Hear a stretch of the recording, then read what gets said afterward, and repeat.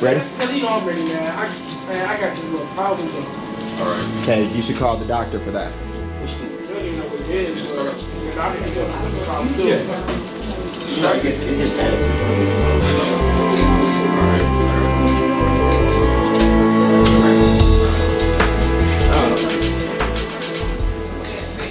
So on your paper, first of all, good afternoon.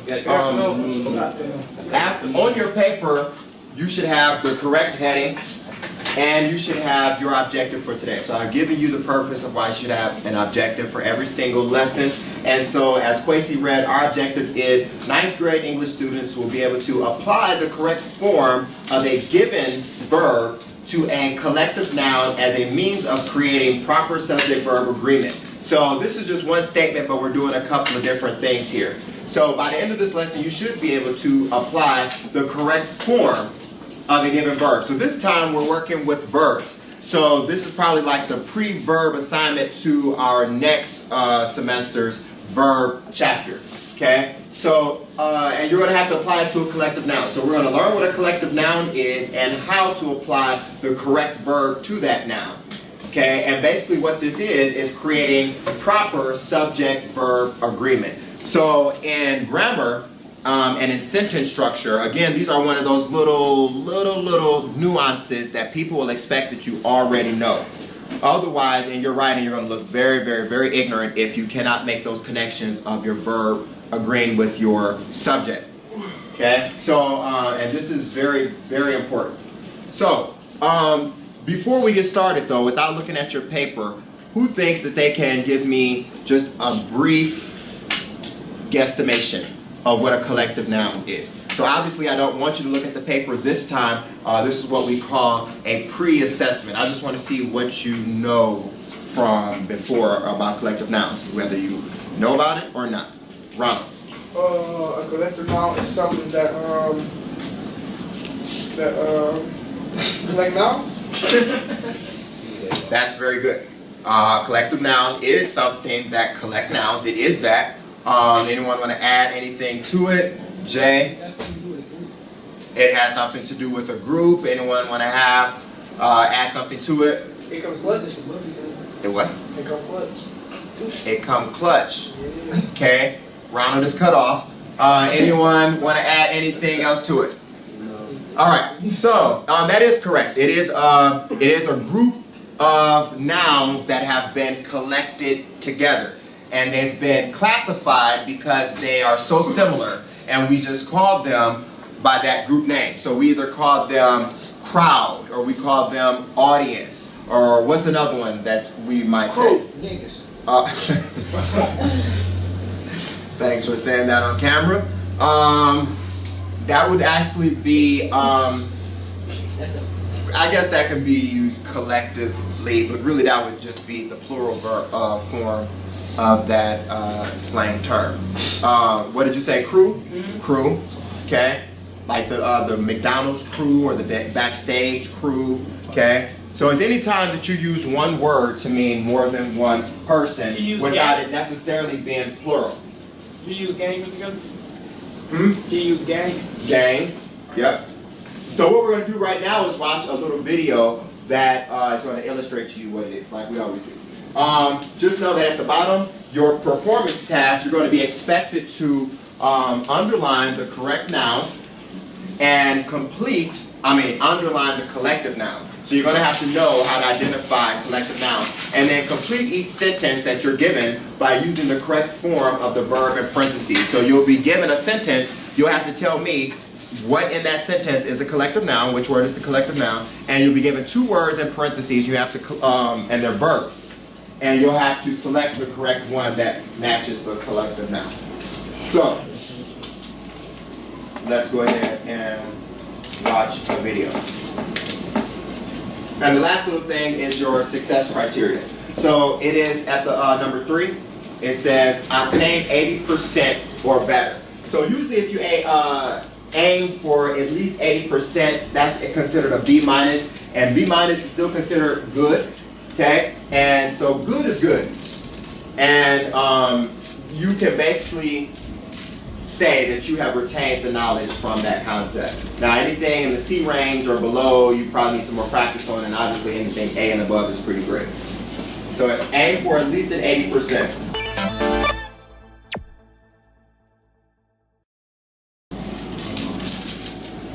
So everyone should be looking up, everyone should be sitting up, no one should be talking, no one should be writing or doing anything. Watch the video and listen. What are collective nouns?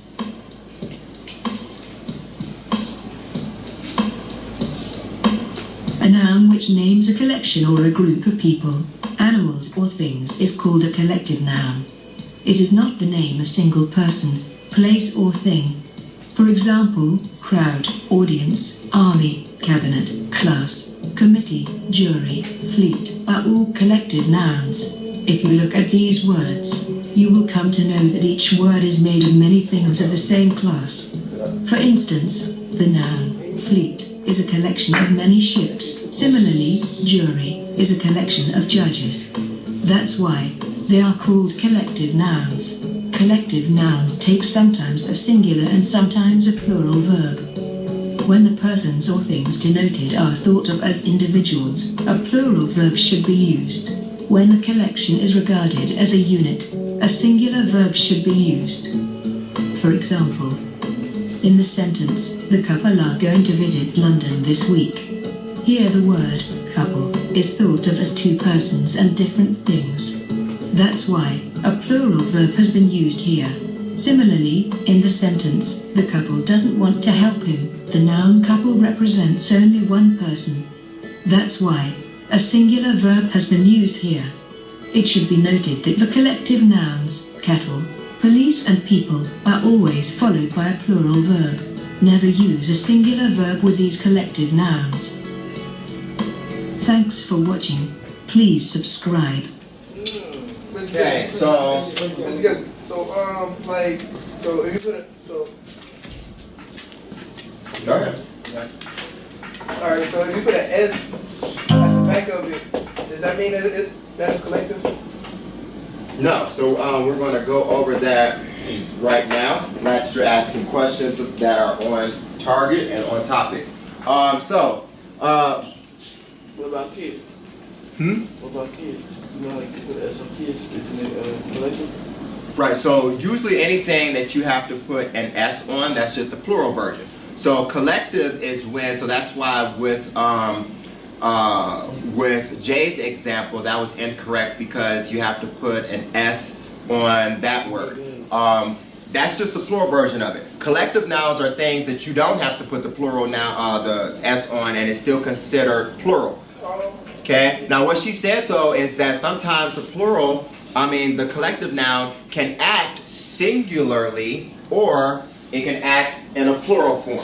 Okay. But write these words down right here. So she said that there are 3 words, and those words are cattle, police, and people.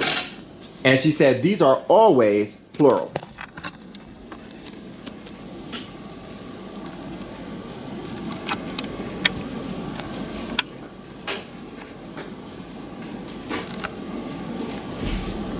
So just in case you're a little confused about what we're doing, we are writing down cattle, police, and people. These are collective nouns that are never singular. So now what we're going to do is we're going to dive into collective nouns, and we're going to see how can they be thought of as singular and how can they be thought of as plural without changing the spelling at all.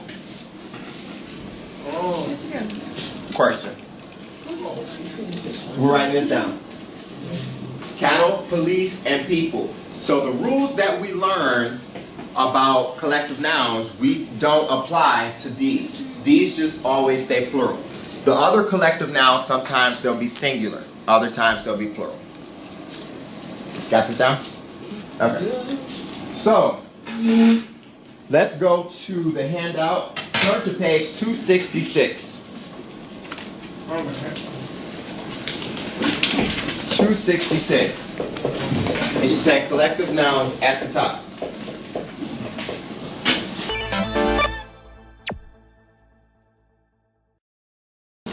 All right, can I have Jay to take off reading for us on top of page 266 at the Tizop.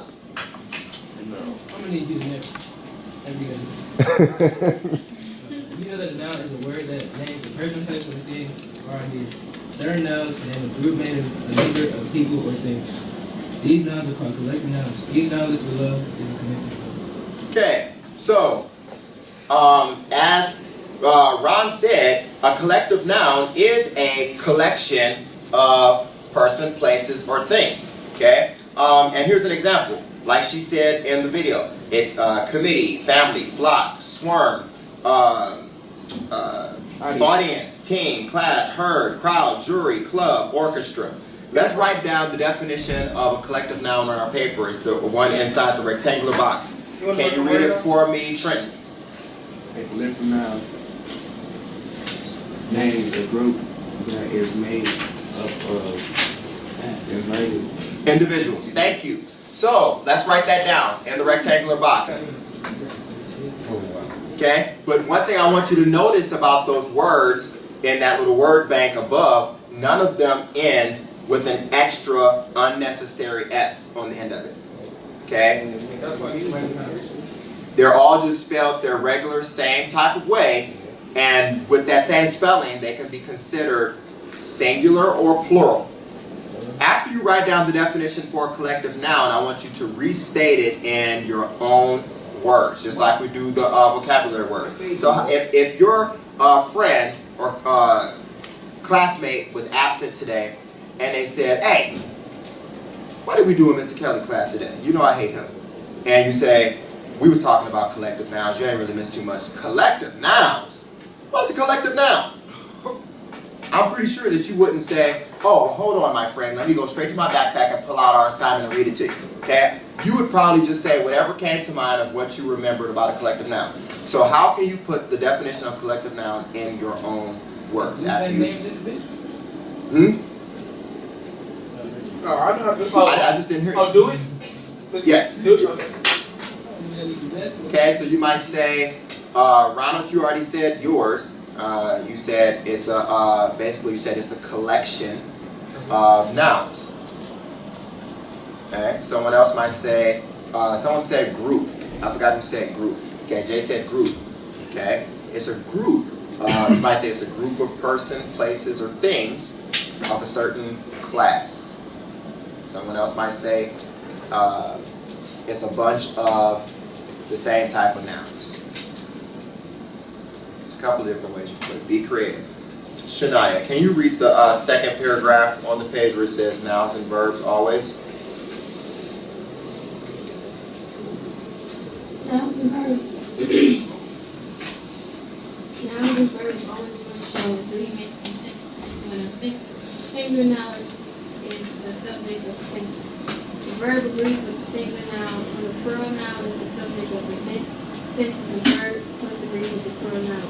Notice the subject-verb agreement to the following sentence. Okay, you should have been reading along silently as she was reading aloud. Quasi, you just lost your seating privileges. Please stand up. Okay, so you fooled me. Your eyes were closed. So let's go to the two sentences under where she read. So she said, so right now we're talking about subject-verb agreement.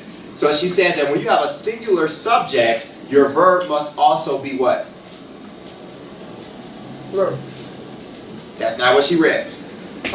She said when you have a singular subject, this time you can look at your handout to find the answer for it. Okay? She said when you have a singular subject, your verb must also be what? It must be singular. When you have a singular subject, first of all, what's a subject? Okay, the noun that you're talking about or writing about. It's the who or what the sentence is about. Remember that, because we're going to utilize that when we talk about verbs. The subject is the who or the what the sentence is about. A lot of times it's at the beginning of the sentence. Okay? So if your subject, which is always a noun, it's always a noun. If your subject is singular, your verb has to be what? Nope, not plural, singular. If your subject is singular, your verb has to be singular. If your subject is plural, your verb has to be what, Quantes? Plural. Thank you, Kalia. So, Quantez, if your subject is plural, your verb has to also be plural. That shows agreement. So, subject and verbs, they can't be beefed out. They always have to agree. Okay? They're not about to meet up after school and fight on the playground. They always have to be in agreement with each other. It was a little fun. It was a little bit. See? There you go. Okay, so let's go over the next two sentences. So now we're only talking about subject-verb agreement. Quantez, read the first statement. After the paragraph that, who read the paragraph? Shania read. We were thinking of a group. Nope. I said read the first sentence after the paragraph that Shania read. The author. What? No, right here. It's one sentence. It's like 4 words. The author wrote clearly. Read it one more time because you said the verb wrong. One word. We'll get to that, but read it again. The author wrote. Nope. Writes. Thank you. Okay? The author writes clearly. So in this sentence, the author writes clearly. What is the subject? What's the who or what the sentence is about? Author. The author. Okay, the author. Is the author singular or plural? Singular. Singular because it's not followed by an S. So it's singular. Notice how the verb is writes, which is followed by an S, but it's still considered a singular verb. No, it looks plural. This is still considered a singular verb, but singular verbs look plural. Okay? So singular subjects look singular, but singular verbs will always have an S and they look plural. So write this down. Okay? So write down author, singular, writes, singular, but it looks plural. Okay, while they're writing that down, Jabari, read the next sentence. Nope. Right up under the one Quantez read. The authors? Oh, the one writes clearly.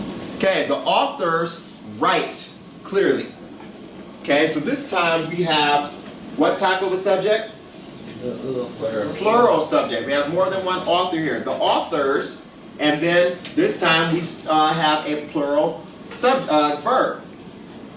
But notice how our plural verb looks singular. Plural verbs do not have an S. So when your subject does have an S, your verb should not have an S. So the thing about collective nouns is that, remember, collective nouns never have an S. So we have to be able to tell from what the noun is doing whether or not our verb is going to have an S or not. Whether or not our verb is singular or plural is determined by what the collective noun is actually doing. Okay, so once you get that down, I'm going to take attendance and you can have your talk time.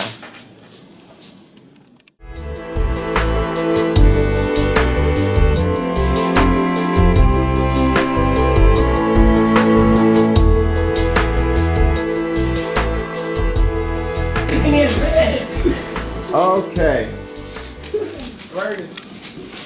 So, let's go over the next part. Now we've talked about subject-verb agreement and how your verbs should look when they're corresponding to your subjects. Now let's talk about collective nouns. So, Kalia, can you take the paragraph right in the smack of the middle of the page? Collective nouns. Collective noun presents special agreement problems. Okay, so when we're talking about subject-verb agreement, collective nouns presents an agreement problem. Okay, so it's a little bit of conflict. They are getting ready to fight on the playground. A little bit. He said, me about to swing. Swing set, yep. Every collective noun can have a single meaning or a plural meaning. If you speak about the group as a unit, the noun has a singular meaning. If you want to refer to the individual members of the group, the noun has a plural meaning. Okay, So let's write down those last two sentences. This is called a collective, well, I call it a collective conditional statement. Okay? So we call it CC. Everybody say, hey, say. Like, is it like C? Is it like CC or is it like CEEC? So it's not like CEEC. It's C and then just C. Alright. So we're writing down the last two sentences of that paragraph, Jerome. So it says if. Whenever you see if, that's a conditional statement. If you speak about the group, so we're talking about the collective noun, which is always a group. If you speak about the group as a unit, which means that they're doing the same exact thing, even though it's multiple people, they're doing the same exact thing. The noun is has a singular meaning. Okay? So that I paraphrased that right here. I said, so you're writing down that sentence, but I said if group acts as unit, I took some words out, it's considered singular. And also it should be known that if you can take out that collective noun and substitute it for the pronoun it, and it makes sense still, then we're writing this down. I said the last two sentences on that paragraph that she just read. The last two sentences. Jabbar, you got this down? The last two sentences. So I just read over it. If you speak about the group as a unit, the noun has a plural, has a singular meaning. Okay? Again, if you can take out that collective noun. So sometimes you might get to a collective noun and you might say in your assignment, well, this is a collective noun, but I don't know what it's doing. I don't know if it's singular or plural. I don't know what it's doing. So, rule of thumb, if you can take that collective noun, so you don't know if it's singular or plural. If you can take the collective noun and substitute it with it and the sentence still makes sense, that collective noun is singular. If the group is acting as individuals, so that's the next sentence, okay? If you want to refer to the individual members of that group, of a collective noun, the noun has a plural meaning. So if group acts as individuals, it's considered plural.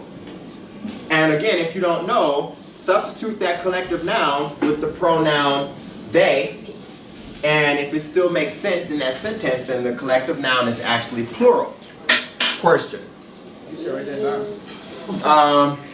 We're writing down, I just paraphrased it right here for you, but you're writing down the last two sentences in that paragraph that she read.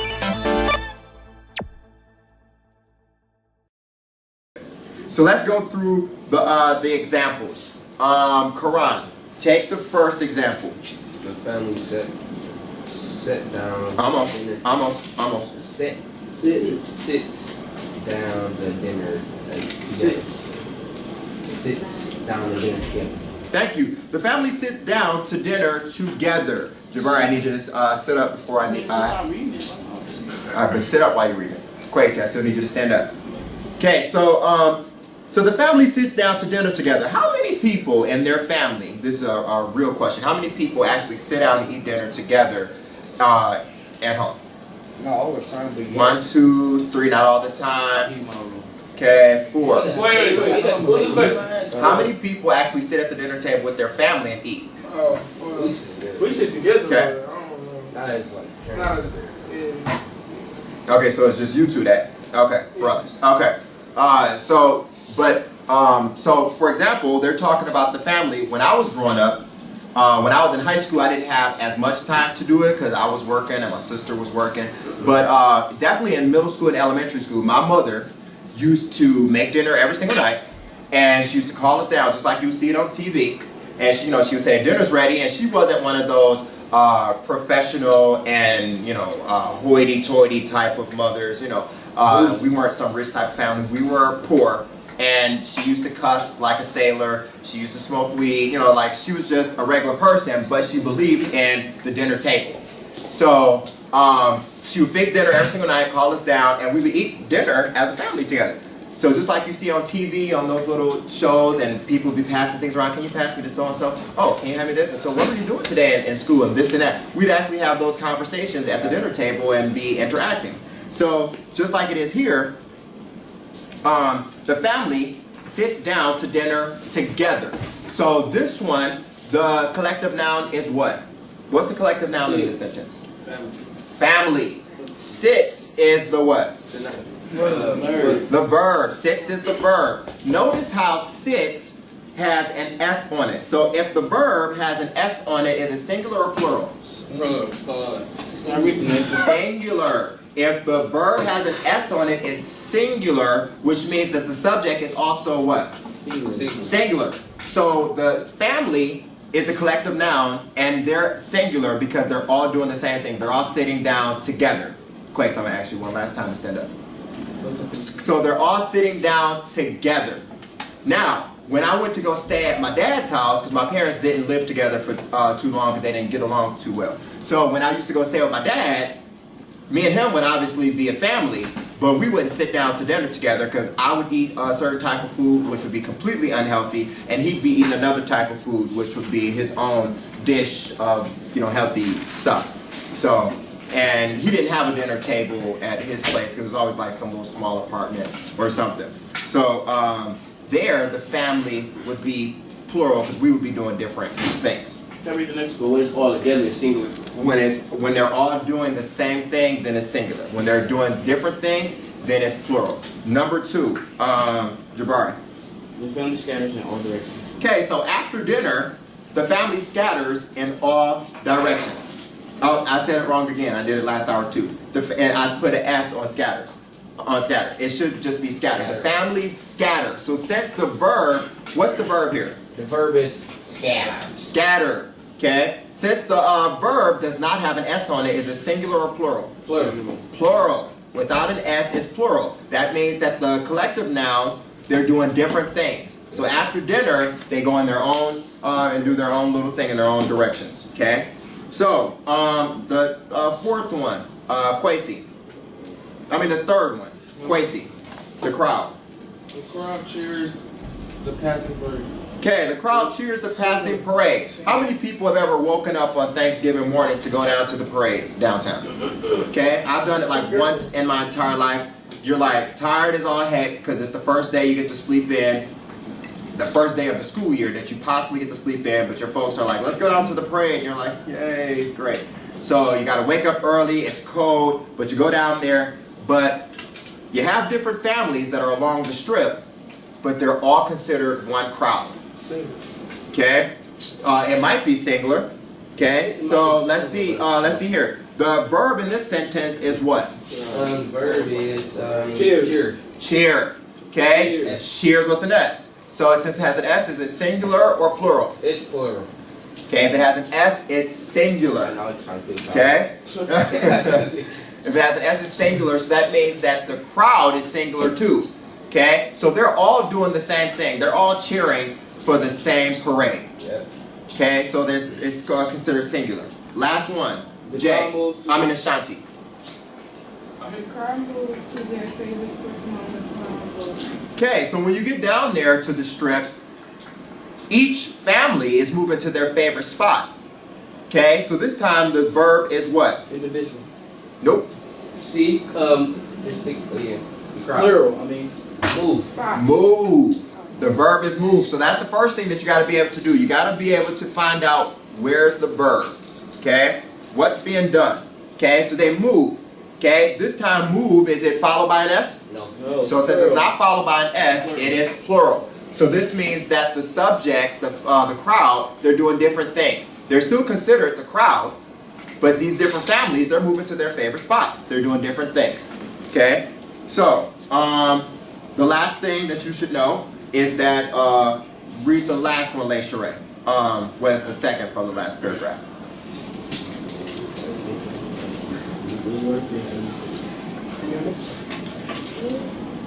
Second from the last paragraph, 266. When you are thinking.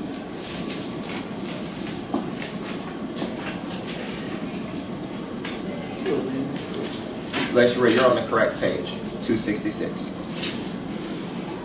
At the bottom, second from the last paragraph.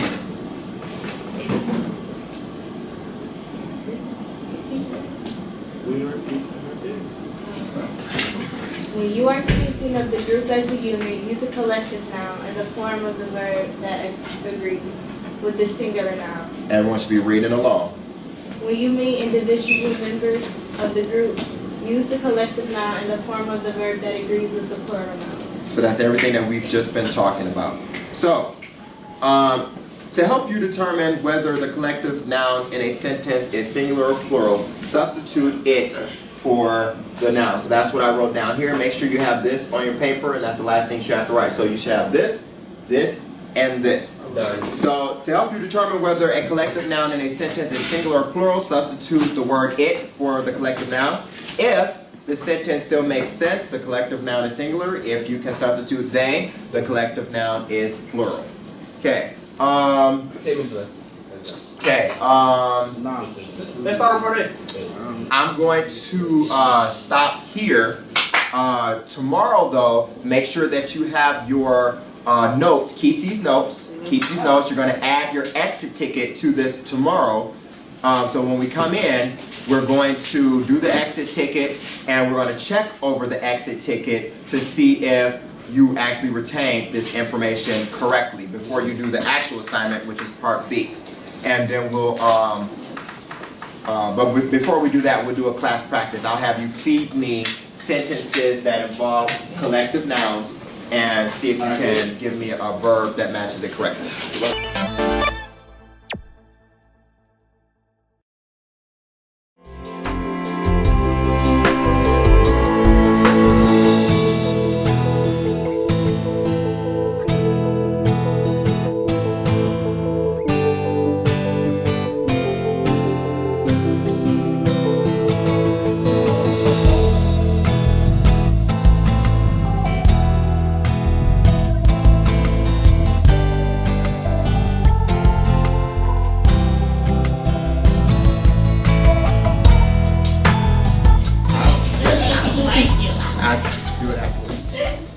Okay, so good morning, and by now you should have down your correct heading on your paper and your objective on your paper. Cohen, read us the objective, please. 9th grade ELA students will be able to enhance their writing skills by adopting a method of identifying nouns by inserting additional information.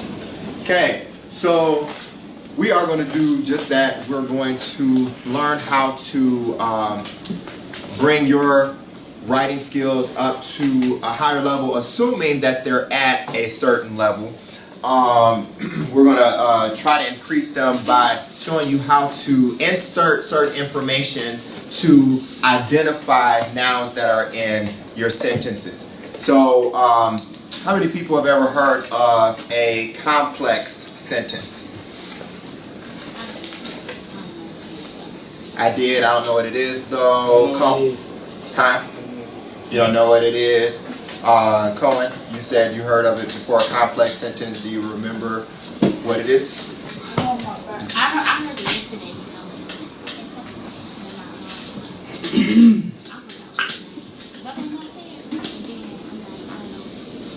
You said you heard it yesterday when you were doing an essay? What were you doing an essay for? Oh, health. Okay. And so your brother-in-law mentioned a complex sentence for what reason? What conversation? He was oh, okay.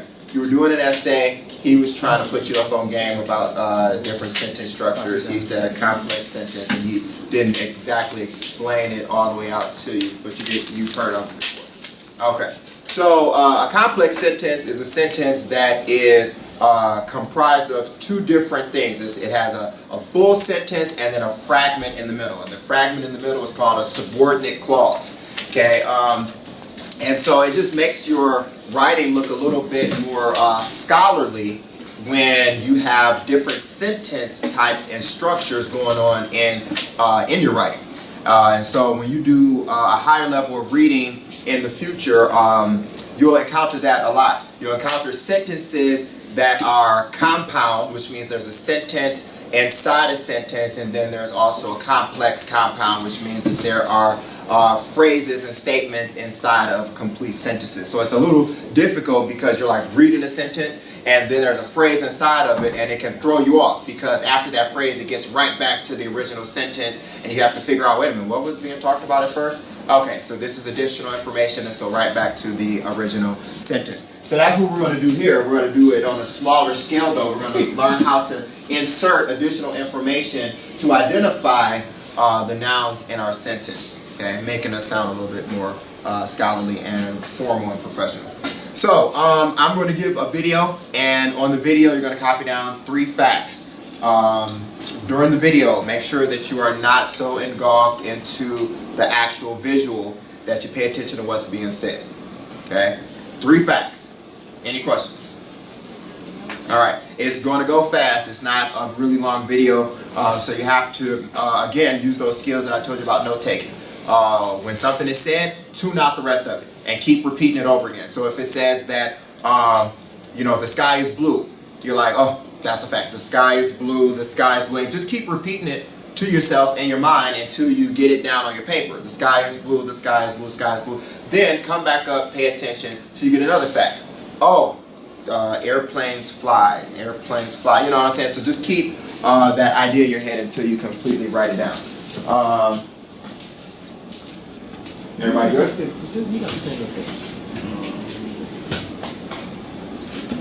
All right, here we go.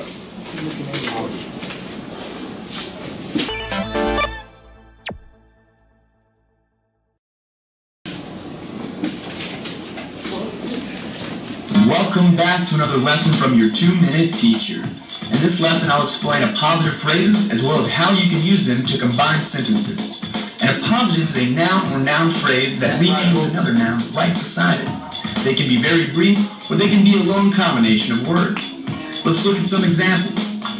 The lumberjack, a large man, is chopping down our tree. In this sentence, the appositive phrase is a large man. Notice how it renames the noun lumberjack. Now let's look at a positive phrase that contains a longer combination of words.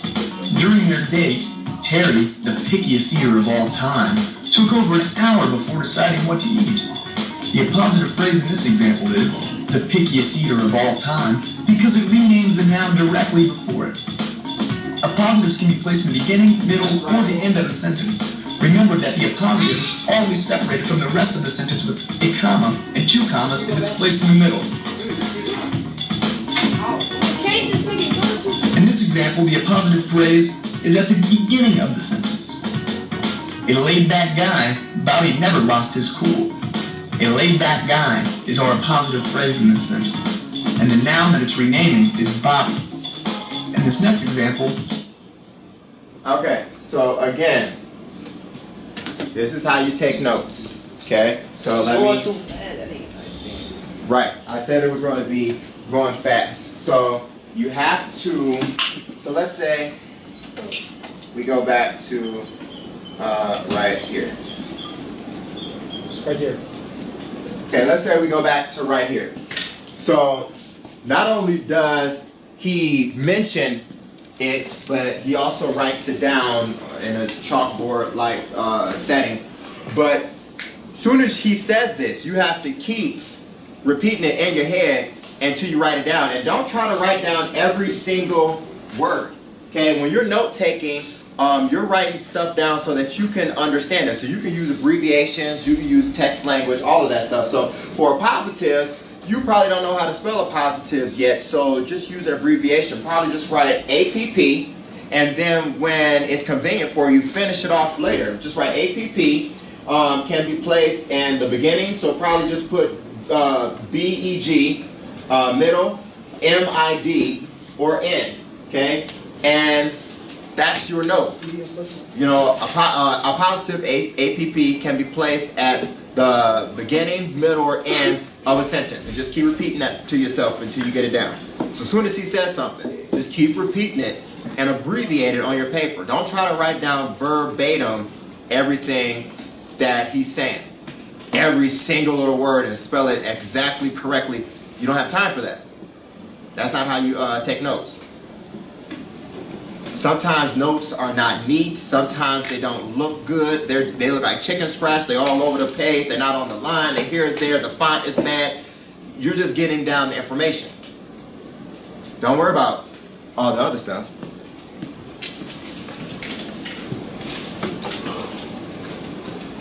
So, let's start again. Welcome back to another lesson from your 2-minute teacher. In this lesson, I'll explain appositive phrases as well as how you can use them to combine sentences. An appositive is a noun or noun phrase that renames another noun right beside it. They can be very brief, or they can be a long combination of words. Let's look at some examples. The lumberjack, a large man, is chopping down our tree. In this sentence, the appositive phrase is a large man. Notice how it renames the noun lumberjack. Now let's look at a positive phrase that contains a longer combination of words. During their date, Terry, the pickiest eater of all time, took over an hour before deciding what to eat. The appositive phrase in this example is the pickiest eater of all time because it renames the noun directly before it. Appositives can be placed in the beginning, middle, or the end of a sentence. Remember that the appositive is always separated from the rest of the sentence with a comma and 2 commas if it's placed in the middle. Use commas. Use commas. Use commas. In this example, the appositive phrase is at the beginning of the sentence. A laid-back guy, Bobby never lost his cool. A laid-back guy is our appositive phrase in this sentence, and the noun that it's renaming is Bobby. In this next example, we'll use the same sentence, but reorder it so that the appositive phrase is placed in the middle.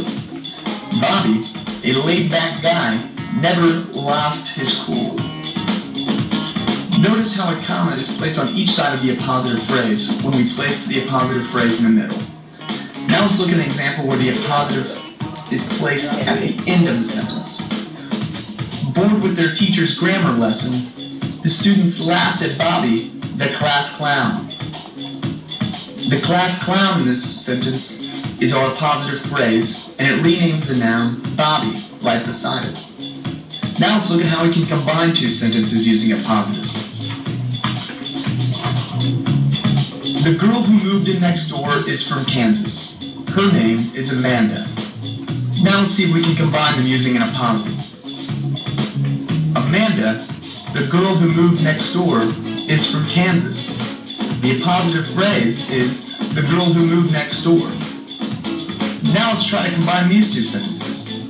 Charlie loves to steal my food when I'm not looking. Charlie is my pet golden retriever. We'll combine these 2 sentences using my pet golden retriever as our appositive phrase. Charlie, my pet golden retriever, loves to steal my food when I'm not looking.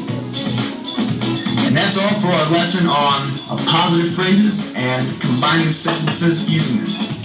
Created using Noun.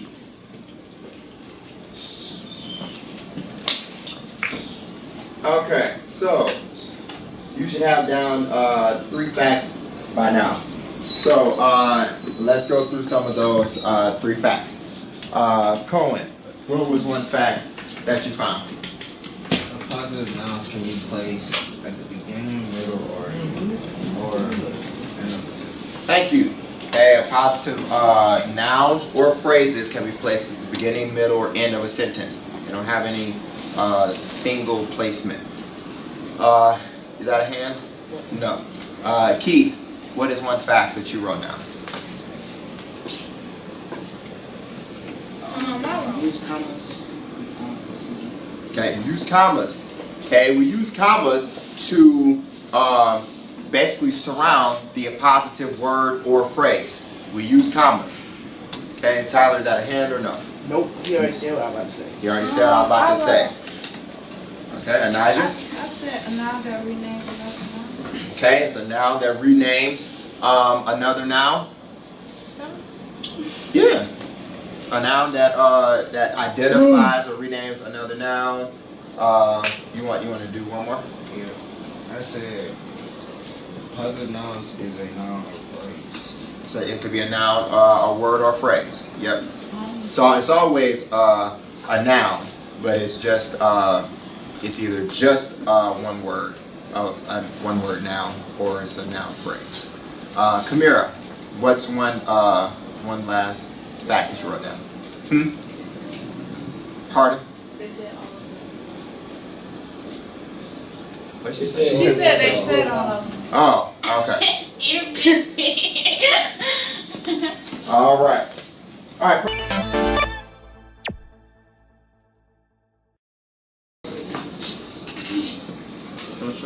Sometimes a noun appears next to another noun in order to identify it or tell something about it. Okay, so the reason that we have appositive phrases at all is just so we can, again, identify a certain noun or just add some information to it. Okay, so for example, Mr. Ross. Madison's wife, Dolly, was a famous White House hostess. Thank you. So, what's Madison's wife's name? Dolly. Okay, if we wouldn't have inserted this appositive, which that is the appositive of the sentence, would we have known what her name was? Nope. No. Okay, so we just identified her by adding information. Okay, but notice how when we take the her name out of it, or the appositive out of it, it's still a sentence on its own. It's still a complete sentence. So without the appositive, Mario, how would this sentence read?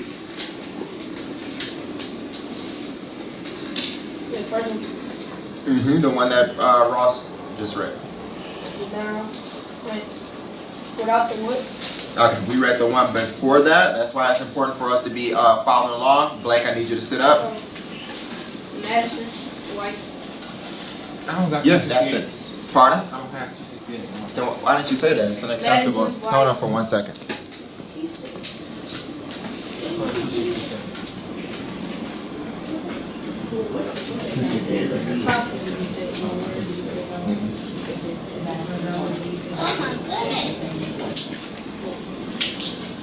So, if we take out, we have already read the sentence, Mario. If we take out Dolly, how would the sentence read?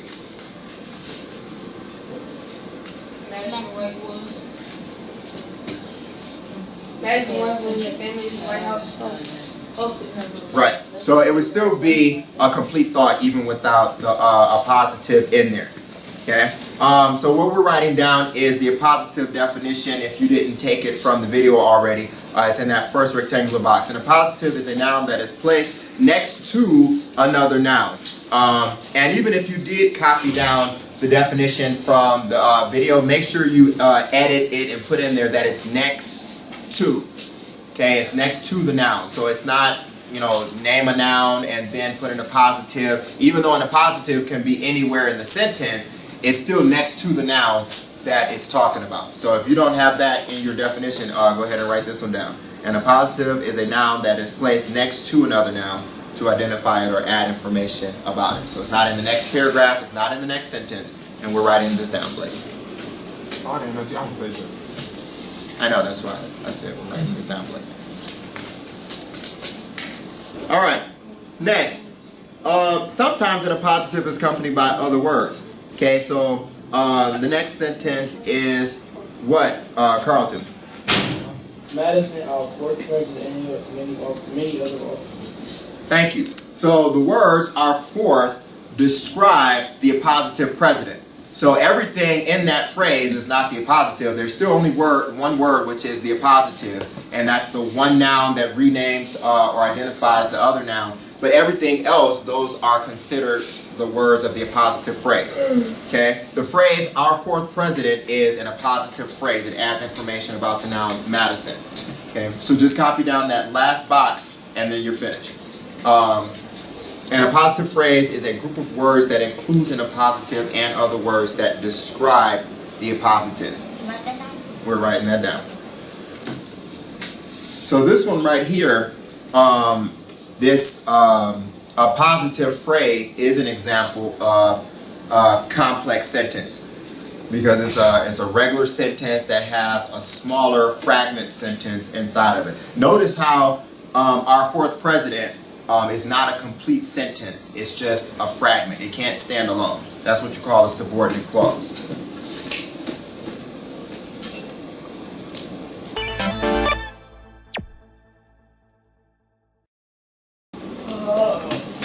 Alright, so now we're finished with the class. We're finished with the teach segment. Now we're going on to the class practice segment. So you're probably wondering, when will I ever use this outside of English class? And remember I said some of you are going to go on and do scholarly things in the world. You'll probably become authors, or maybe you'll become newscasters, or maybe you'll become sports commentators, or something where you have to actually use your speech as part of your work. So you have to expound on your vocabulary and your sentence, different type of sentence structures in order to be successful. So I see appositives all the time on SportsCenter. How many people watch SportsCenter? Okay, they use appositives all the time on SportsCenter because there are athletes who play on certain teams, they have certain positions, but still they have certain names. Sometimes they have certain nicknames. So instead of calling them by their real name, they call them by nickname or by their position or by whatever team that they play on. Okay, so we're going to do a class practice segment. But before we go to that, who can name an athlete and a nickname that they go by? Calvin Johnson. Okay, Calvin Johnson.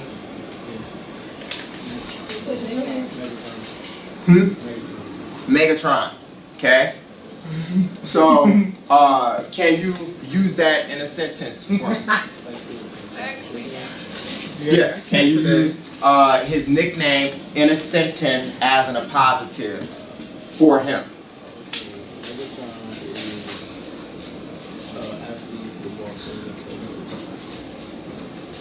Megatron is an athletic football player. He plays for the Lions. Okay, so is Megatron the appositive? Okay, so what is that identifying? Which person? Did you put his name in the sentence? Okay, so now remember it has to be next to the noun that it's identifying. So now restate your sentence using Megatron as the appositive next to the noun that it's identifying. Use the same sentence, but just add the person's name. You didn't have the person's name in there. You didn't have. Calvin Johnson. AKA Megatron.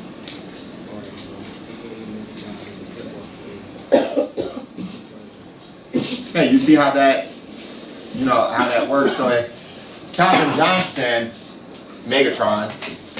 So this is giving him his alter ego name. Okay, so that's how you use an appositive, or you would say,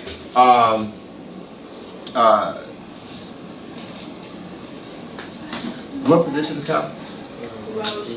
Wide receiver. But you would say, okay, perfect. So you could say Calvin Johnson, former wide receiver for the Detroit Lions, blah, blah, blah, blah, blah, blah, blah. So you would put that phrase inside commas because you just given us the information on what he does or what he used to do as a career. All right, so I'm going to play a portion of SportsCenter, and what are we looking for in this? We're looking for an appositive. What more can you tell us on this decision? Because everybody watching the relationship of the head coach and Marcus Mariota. Well, what's interesting here, I think, is the speed at which Tennessee moved. It fired Mike Mularkey on Monday, and by Saturday, 6 days later, after interviewing 3 candidates, Steve Wilks, the Panthers defensive coordinator, Matt LaFleur, the Rams offensive coordinator, and Mike Vrabel, hired Mike Vrabel. And they announced the deal before the contract was even done. It's going to be a 5-year deal that they get finalized. And of course, Mike Vrabel with the New England influence. You think about this. Josh McDaniels, the favorite to land in Indianapolis, from New England. Bill O'Brien, the head coach of Houston in the AFC South, from New England. Mike Vrabel, the head coach in Tennessee, from New England. Bill Belichick's imprints are all over this division. The big hire for that team will be the offensive coordinator, and I'm told that the Ohio State co-offensive coordinator, Ryan Day, who learned under Chip Kelly, is square in line to be